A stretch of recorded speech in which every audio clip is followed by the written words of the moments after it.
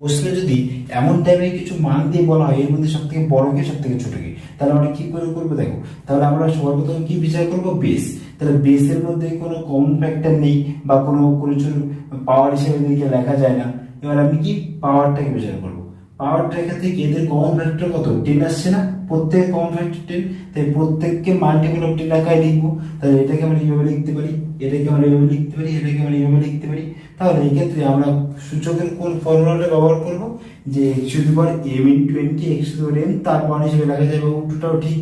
তাহলে এটাকে আমরা এইভাবে লিখতে পারি, যে এইটাকে আমরা এইভাবে লিখতে পারি, এটাকে আমরা এইভাবে লিখতে পারি। তাহলে এর মধ্যে এই ভ্যালুটা কত 32, এই ভ্যালুটা কত 81, এটা কত হচ্ছে 64। দেখো প্রত্যেকের পাওয়ার সেম, তাহলে যার বেস ভ্যালু বেশি হবে সেই সব থেকে বড়। যেহেতু এইটাও সব থেকে বড় এর মধ্যে, তাই এইটা হচ্ছে কি সব থেকে বড় মান। প্রশ্নে যদি এমন টাইপের কিছু মান দিয়ে বলা হয় এর মধ্যে সব থেকে বড়